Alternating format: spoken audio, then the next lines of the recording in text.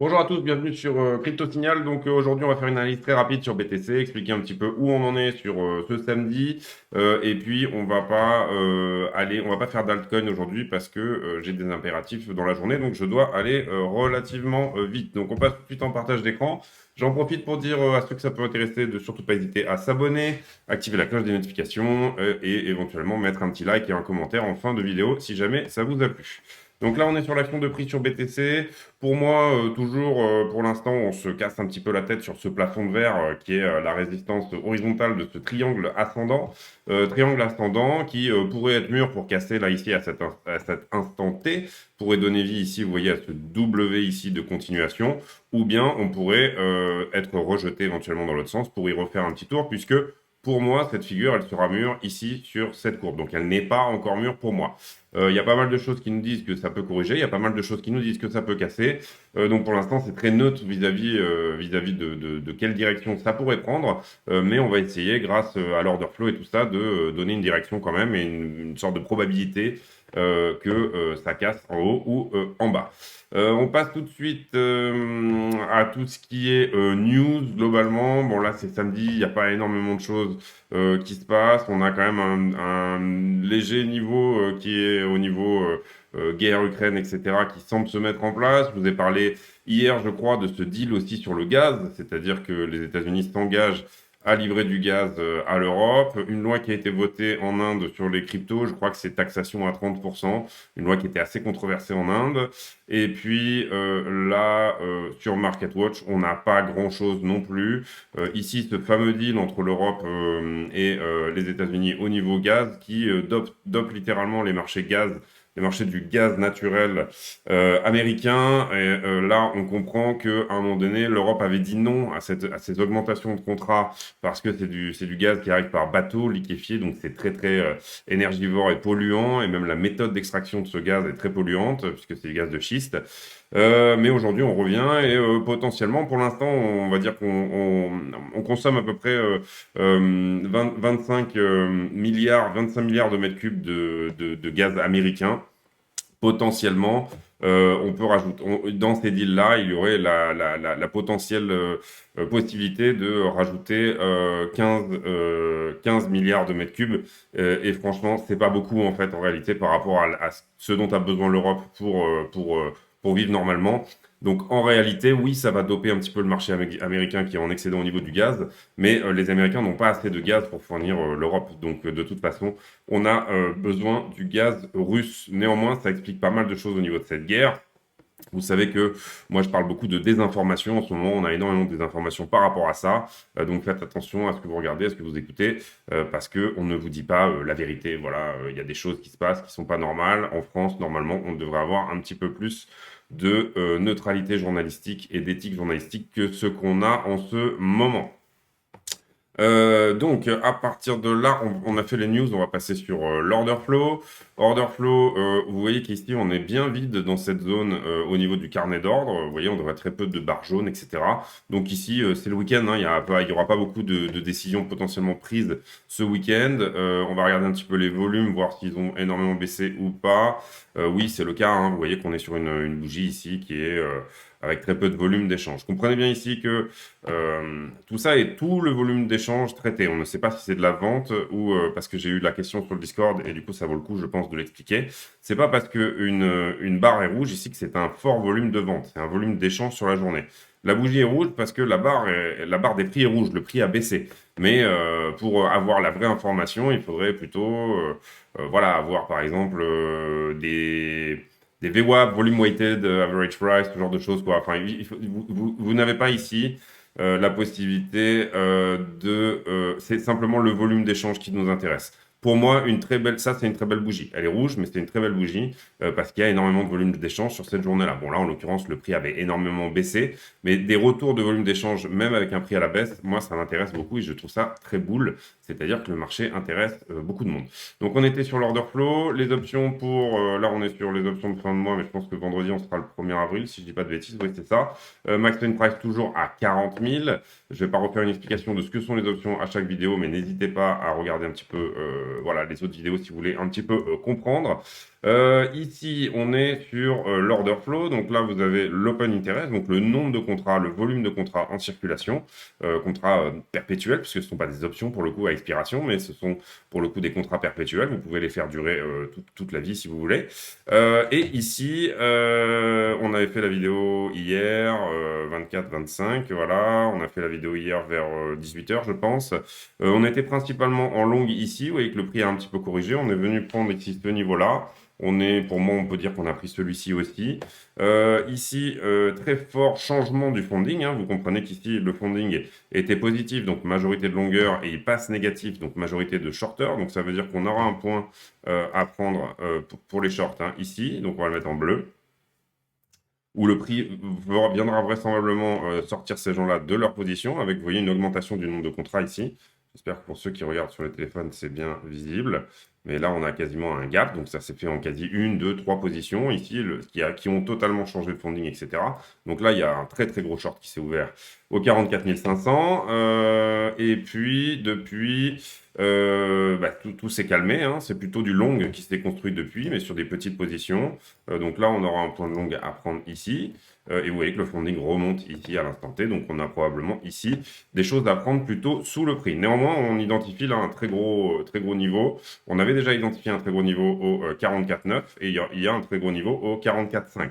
Donc ça pourrait nous aider à casser ce fameux triangle ici. Le fait de venir short squeezer ces gens-là pourrait nous aider à casser le triangle. On va aller voir maintenant sur iBlock ce que ça peut dire, cette histoire-là. Si iBlock veut bien, voilà. Ici, on a un très gros long qui s'est effectivement ouvert donc sur Binance au 44 500. Donc ça, c'est pour les longues. Et pour le coup, je vois pas de très gros shorts ouverts. Donc iBlock n'a pas identifié ce que moi j'identifie sur l'order flow. Ça peut arriver. Principalement, là, on a quand même... on avait 15 milliards à liquider là au-dessous du prix, donc des longueurs, et on a, enfin c'est un delta, on avait 15 milliards de plus, voilà, c'est pas à liquider, mais on avait 15 milliards de plus, et là on est autour de 12 milliards de plus, donc la poche de liquidité elle est plutôt en dessous du prix que au-dessus, en tout cas actuellement. On va regarder sur Kingfisher si jamais on peut voir quelque chose d'intéressant. Et puis ensuite, on va devoir bientôt couper court à cette vidéo, puisque du coup, j'ai plein de trucs à faire aujourd'hui. Donc du coup, on y va pour Kingfisher, s'il veut bien s'ouvrir. Donc Kingfisher, qui est la manière, on va dire, une autre manière graphique de voir les choses, puisque c'est un algorithme aussi, hein, ce n'est pas des positions vraiment exactes, etc. C'est un ordinateur qui les déduit, mais qui du coup va donner une autre représentation graphique de ce que peuvent être les poches de liquidité, puisqu'on l'a plutôt sous forme d'une sorte de volume profile. Et là, on voit que effectivement, il y a une poche dont je vous ai parlé qui s'est créée entre 44 et 45, c'est cette poche-là. Pour moi, elle est plus grosse que ça, mais bon, voilà, après, parce qu'on voit vraiment il y a quand même un fort niveau de contrat qui s'est ouvert ici. Et là, quand je vous dis que la poche de liquidité est plutôt, pour moi, en dessous du prix, pour l'instant, sur Kingfisher, on nous dit que le gros à prendre est jusqu'à 41. Il y a quelques jours, c'était 39, donc Kingfisher décide, c'est un algorithme qui décide, hein, qui dit qu'il y a une partie des gens qui étaient à 39 qui ont probablement ici pris profit. Et donc, du coup, il enlève ces mèches-là petit à petit, en tout cas, il les écrète pour pouvoir dire, on pense que X% ont pris profit, etc. Tout ça est algorithmique, hein. Vous comprenez que ça n'est pas... on ne peut pas se connaître exactement, mais c'est un algorithme qui le fait en fonction des probabilités que les gens ferment leur position, etc. Donc là, il nous dit plutôt un dip à 41.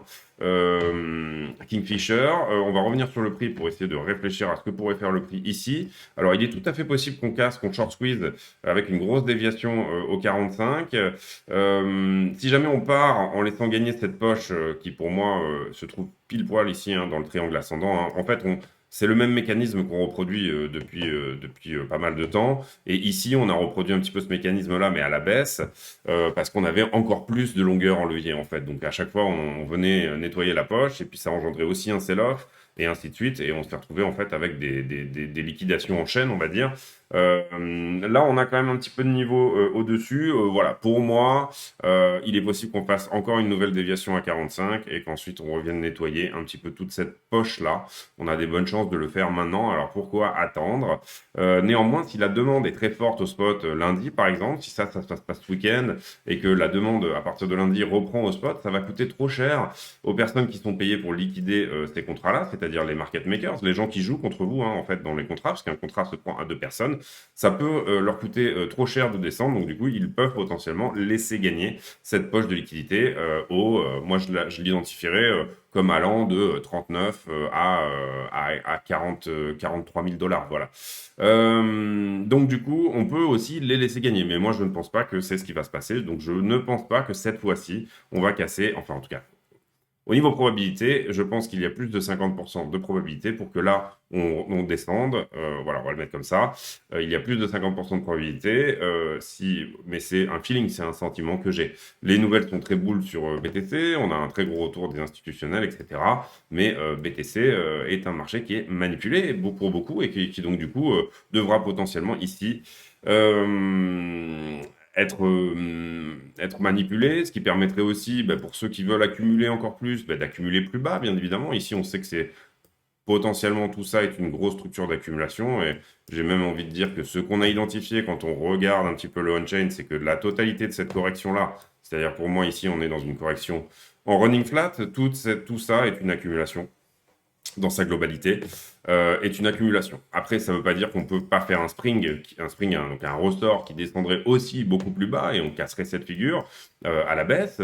On casserait et ce triangle qui est là et la running flat qui est ici. C'est possible, c'est complètement possible.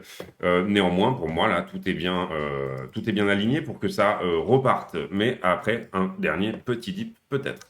Vous comprenez qu'on ne ferait pas non plus un nouveau plus bas ici. C'est pas forcément rester dans cette figure, c'est continuer à se contracter pendant un certain temps. Oui, en général, oui, le printemps est plutôt propice à des gros mouvements de prix. Donc ça va à l'encontre de, on va dire, les probabilités saisonnières du Bitcoin. Et c'est maintenant le printemps, je suppose que vous l'avez vu dehors.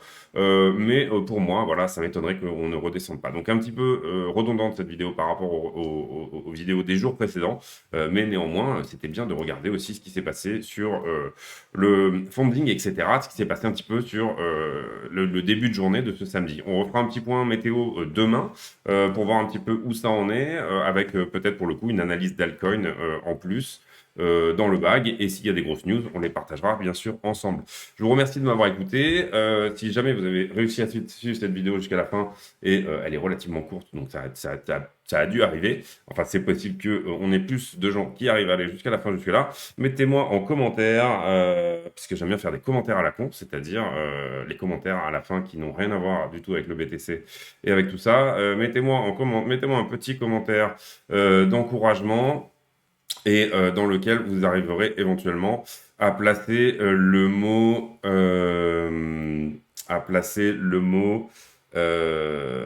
Barbapapa. Voilà, donc commentaire d'encouragement avec Barbapapa dedans. Désolé, j'ai pas mieux que ça, c'est aussi le but des commentaires à la con.